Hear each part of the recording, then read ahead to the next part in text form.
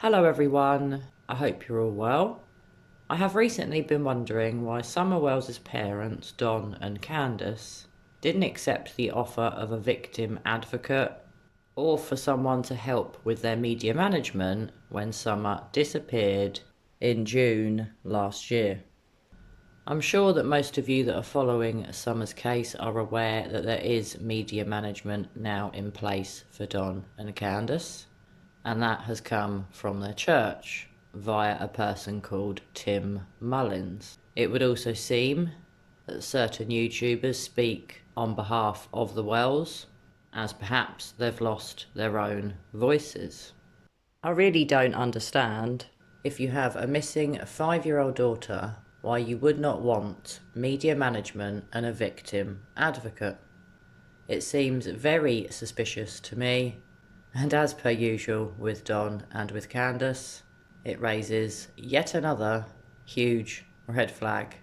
I do wonder why the media management wasn't put in place a lot sooner. The DonWells family official YouTube channel was only started a number of months ago. It certainly wasn't something that was set up quite soon after Summer disappeared. It took a number of months. And during the months that Don and Candus didn't have media management, Don was constantly on YouTube making a fool of himself.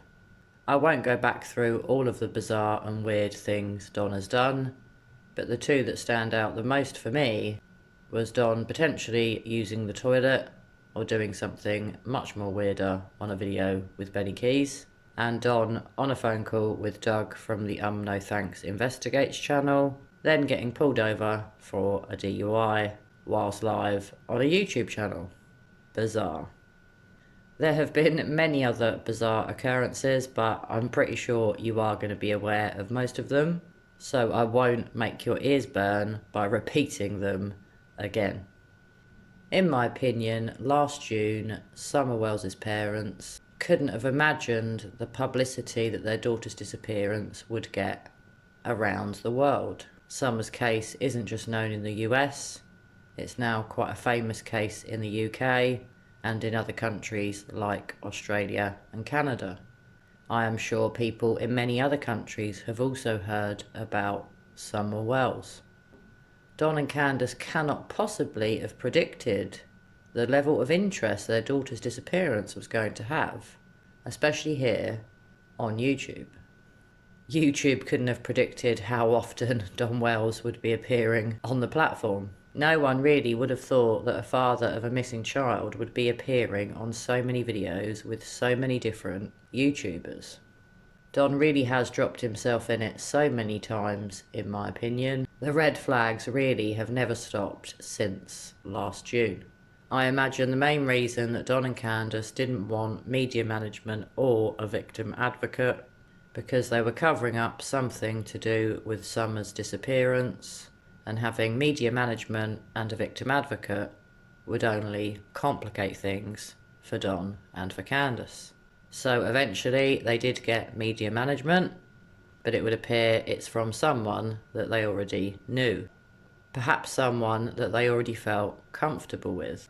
It's also equally as bizarre that they have chosen to speak out through so many different YouTubers. It really is the most bizarre case of a missing child that I have ever come across in my entire life. Previous to Summer's case, I would say the most weirdest case of a missing child was that of Madeleine McCann. Her parents raise red flags whenever I see them, and I feel the same way about Don and Candus. I have followed many cases of missing children in my life, and SummerWells really is the most bizarre case I've ever looked into. I would say that SummerWells' parents, Don and Candus, are by far the most strangest and weirdest parents of a missing child that I have ever come across. It's been so fascinating to hear so many weird statements from her parents, to analyse their words, and to show you guys where I find their obvious deception. Just saying from the start that you knew she'd been abducted was one of the very first red flags for me. Let alone the whole story of Summer was planting flowers with her grandma and her mother and then she got a bit of candy from Grandma, blah blah blah. It sounds so old and so rehearsed now. Every time I hear it, especially from Candus in the early days after Summer disappeared, I really do cringe. Me and my mother and her were planting flowers. And we went in after we got done washing our hands, and she got a piece of candy from Grandma. So what do you think, guys? Do you find it bizarre that Don and Candus didn't want media management or a victim advocate when their daughter, Summer, vanished? Why do you think they didn't want those sort of people helping them? I think it can only be for weird, red flag type reasons. I imagine they were trying their very best to keep their guilty knowledge under wraps, and perhaps the thought of media management and a victim advocate scared them. Something definitely scared Grandus, because she couldn't wait to get out of 110 Ben Hill Road when her granddaughter disappeared. Every time I hear something from Don and from Candus, I see so many red flags, so many inconsistencies in their stories and accounts of what happened on the 15th of June last year, and especially from Candus, very little emotion for her missing daughter. What a bizarre tale. Who would have thought that a story of a missing girl called SummerWells would have captivated the world? SummerWells really has become the new Madeleine McCann.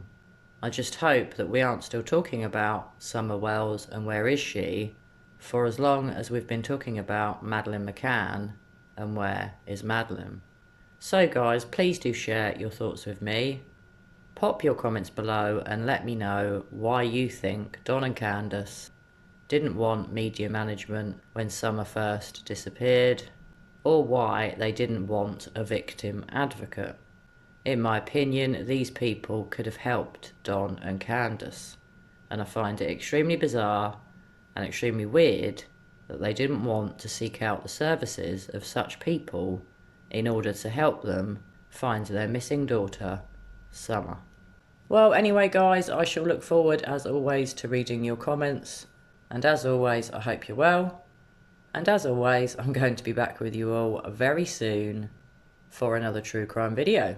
Bye for now.